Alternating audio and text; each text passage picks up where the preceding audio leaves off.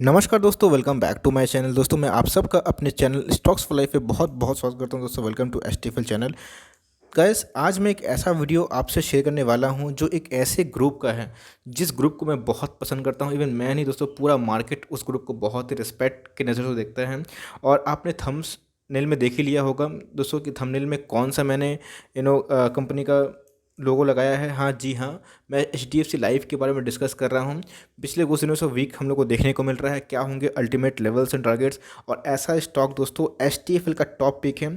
आप लोगों ने बहुत रिक्वेस्ट की कि सर लाइफ टाइम वाला स्टॉक बताइए, तो भाई ये उनमें से एक स्टॉक है जो मेरा कोर पोर्टफोलियो का हिस्सा है, जिसको मैं नेवर सेल की राय देता हूँ। और मैं खुद भी कोशिश करूँगा कि कुछ भी हो जाए मैं ऐसे स्टॉक को लाइफ टाइम तक होल्ड करने की कोशिश करूं। और दोस्तों मेरा दो ट्रेडिंग अकाउंट है, एक में जो पोजिशनल ट्रेड करता हूं और एक में लॉन्ग टर्म, जहां पे मुझे कुछ भी हो जाए मैं टच से मस नहीं होता। और दोस्तों मेरे कोर पोर्टफोलियो का अगर एक स्टॉक है तो भाई सही में उसमें कुछ बात होगी। तो आज मैं इसके सारे फंडामेंटल एनालिसिस करूंगा, इसके फ्यूचर प्रोस्पेक्ट बताऊंगा, क्या मैं सोचता हूँ उस स्टॉक के बारे में, क्या होगी आगे की रणनीति, क्या होगा बेस्ट बाइंग लेवल और कौन से लेवल में दोस्तों इसको एंट्री करना सबसे बेस्ट होगा। और इसके फ्यूचर पोजीशन में जानना ही हम लोग के लिए बहुत ज़रूरी है, बिकॉज ये जिस सेक्टर में काम करती है वो लाइफ इंश्योरेंस। और दोस्तों हम लोगों ने लाइफ इंश्योरेंस के मामले में बहुत ही पीछे होकर देखा है, बिकॉज इंडिया बहुत पीछे है लाइफ इंश्योरेंस के मामले में। तो अपकमिंग इसका फ्यूचर प्रॉस्पेक्ट कितना अच्छा है और कौन कौन से थ्रेट हैं, जैसे एलआईसी से थ्रेट भी सामने आ रहे हैं, तो उसके आ जाने से क्या हमें डाउनसाइड देखने को मिल सकती है, क्या होगा दोस्तों, पूरा एनालिसिस इस वीडियो के माध्यम से ही मिलेगा। प्लीज़ रिक्वेस्ट है वीडियो को अंत तक जरूर देखें, वरना बहुत ही वैल्यूएबल कंटेंट मिस कर देंगे। और दोस्तों अगर वीडियो में फर्स्ट टाइम है, चैनल में फर्स्ट टाइम है दोस्तों, प्लीज़ सब्सक्राइब करके बेल आइकन को भी याद से प्रेस करें, वरना इस तरह के इन्फॉर्मेटिव एनालिसिस आपसे मिस हो जाए करेंगे। तो करते हैं गाइस अपने एनालिसिस को शुरू। गाइस आप देख सकते हैं कि पिछले डे के ट्रेडिंग सेशन की बात की जाए तो ये 9 रुपया डाउन बंद हुआ, मीन्स 1.60% डाउन। और गाइस कल की मीन्स पिछले दिन की बात की जाए फ्राइडे की, तो आप देख सकते हो उसका जो लो है 568 का है और हमें जो हाई है वो 589 का देखने को मिल रहा है। पिछले कुछ दिनों से दोस्तों इसी रेंज पे ट्रेड होता है वो देखने को मिल रहा है।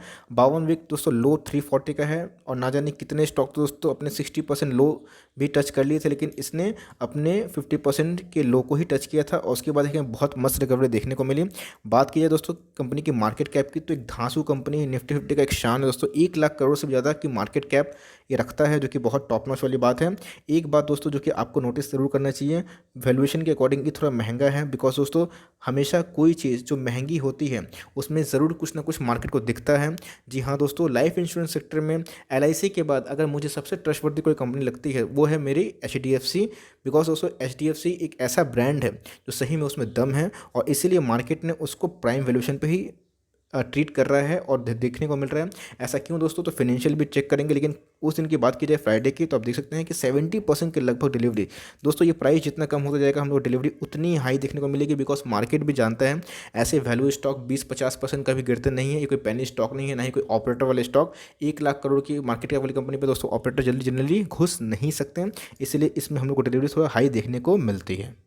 कोई भी कंपनी का दोस्तों शेयर होल्डिंग मैनेजमेंट बहुत कुछ बयां करता है। आप देख सकते हैं कि मेजोरिटी ऑफ शेयर्स प्रोमोटर्स के पास है और कैसे प्रोमोटर्स का जो स्टॉक है, मीन्स जो शेयर होल्डिंग मैनेजमेंट है, जिसमें 80% से ऐसा मत समझिए दोस्तों कि जानबूझ के कम किया। According to SEBI new rule, हम कोई भी कंपनी अगर मार्केट में लिस्ट करवाती है तो उनको अपने स्टेक कम करने पड़ते हैं। और दोस्तों कंपनी ने अपने स्टेक को कम किया 75% से। आप देख सकते हैं कि मैक्सिमम जो स्टेक है किसने बढ़ाया, एफ ने बढ़ाया। देख सकते हैं दोस्तों 10 से 21% हो गया और डीआईएस ने भी अपने स्टेक को बढ़ाया है।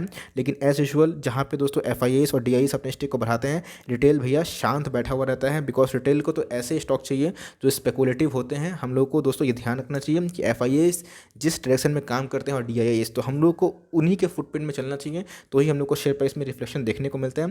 जहाँ पर रिटेलर्स दोस्तों थोड़ा एक्टिव होते हैं और अपने स्टेक को बढ़ाते रहते हैं, उस स्टॉक में दोस्तों धीरे धीरे रैली गायब होती है और वो स्टॉक दोस्तों डाउन ट्रेंड में धीरे धीरे आना शुरू कर देता है। बात करूँ दोस्तों कंपनी के सेल्स की, तो आप देख सकते हैं कि कंपनी का सेल्स फ्लैट हम लोग को देखने को मिल रहा है, जो कि थोड़ा सा अपीलिंग नहीं है।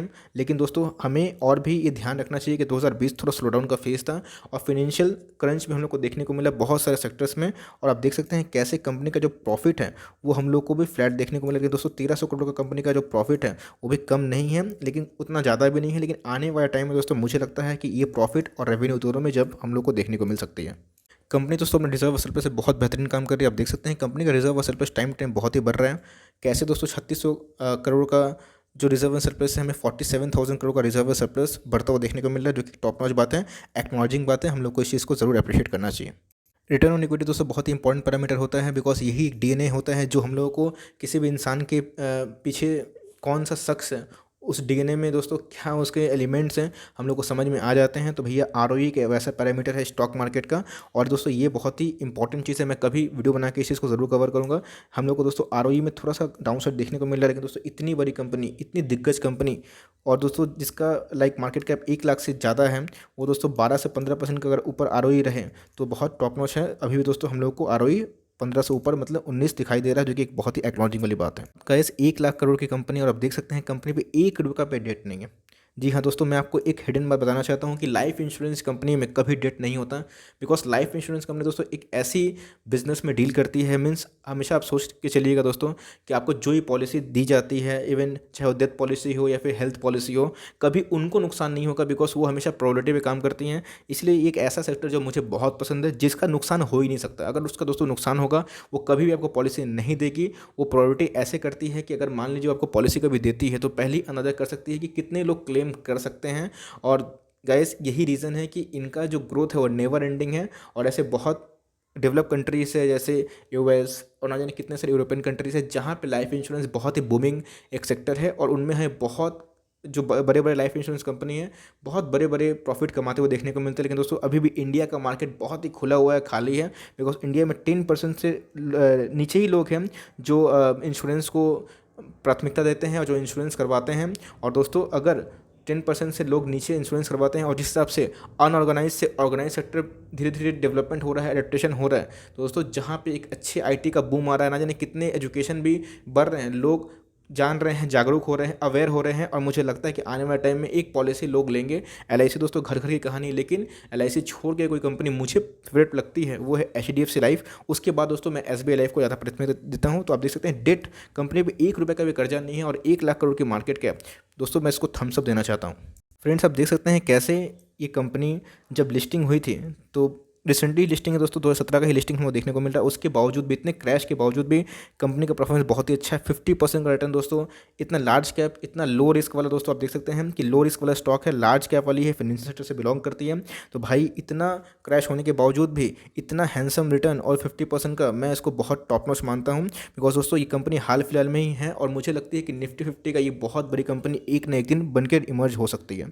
कोई भी कंपनी दोस्तों जो असल में चीज़ होता है ग्रोथ, रेवेन्यू का और हम लोगों का प्रॉफिट का। तो देख सकते हैं दोस्तों हमने 2019 से 2020 में बहुत ह्यूज फॉल देखने को मिला, लेकिन दोस्तों भूलिए मत कि इसमें एक क्वार्टर ऐसा भी था जहां पे मार्च हम लोग को इस साल देखने को मिला। लेकिन उससे पहले भी दोस्तों मैं छुपाना चाहता नहीं हूँ, थोड़ा सा स्लो डाउन हम लोग को देखने को मिला इंश्योरेंस सेक्टर में, और इसी की वजह से हम लोग रेवेन्यू में डाउन साइड देखने को मिला। लेकिन दोस्तों कंपनी अपने खर्च को एडजस्ट करके और टैक्स को एडजस्ट करके प्रॉफिट कांस्टेंट कमाने में कामयाब रही, वरना ये शेयर थोड़ा और भी क्रैश हो सकता था। लेकिन दोस्तों प्रॉफिट में हमें देख सकते हैं कि ईयर टू ईयर जंप देखने को मिल रहा है। एक ऐसा स्टॉक जहां पे आप दोस्तों आराम से पैसा इन्वेस्ट करके भूल सकते हैं, ये दोस्तों उनमें से एक स्टॉक है, मैं आपको बताना चाहता हूँ। गाइस आप देख सकते हैं मैंने ओपन किया technical chart of HDFC life, और इसका बाइंग लेवल मैं डिस्कस करना चाहता हूँ। 1 डे का चार्ट मैंने ओपन किया, और कैसे कंटिन्यूसली हम लोग को एक डाउन साइड देखने को मिल रहा है, जो डिमॉन्स्ट्रेट कर रहा है दोस्तों कि इसमें थोड़ी सी वीकनेस बाकी है। और 600 का लेवल दोस्तों मैं बता दूँ, ये इसका ह्यूज रेजिस्टेंस मुझे देखने को मिल रहा है, बिकॉज 600 के लेवल से दोस्तों ये हमें ज़्यादा दूर भागते हुए देखने को नहीं मिल रहा है। और दोस्तों एक बात तो अच्छी है कि 560 के लेवल पर ये बहुत बार सपोर्ट हम लोग को देखने को मिल रहा है। अगर दोस्तों मुझे लगता है कि अगर ये आपको 570 के लेवल पे मिलता है दोस्तों, आपको इसमें एसआईपी इन्वेस्टमेंट करनी चाहिए। ये कभी मत सोचिएगा दोस्तों ऐसे स्टॉक आपको 400 450 में मिलेंगे। हो सकता है कि मार्केट क्रैश हो जाए तो ये पॉसिबल, लेकिन दोस्तों आप मार्केट क्रैश होने का इंतजार नहीं कर सकते हैं। यस, आप अपना कम से कम दोस्तों जो पूंजी का 20% है ऐसे दिग्गज स्टॉक पे एसआईपी लगा सकते हैं। ऐसा नहीं कि दोस्तों आप हमेशा लमसम करें। लमसम की राय मैं किसी को नहीं देता हूँ, बिकॉज लमसम दोस्तों एक रिटेल के लिए कभी नहीं होती, बिकॉज रिटेल एक क्या बोलो दोस्तों न्यूज़ का मुरीद होता है, बिकॉज उनके पास न्यूज़ आती है तो ही वो रिएक्ट करते हैं। लेकिन दोस्तों बड़े बड़े ऑपरेटर्स ना जाने कितने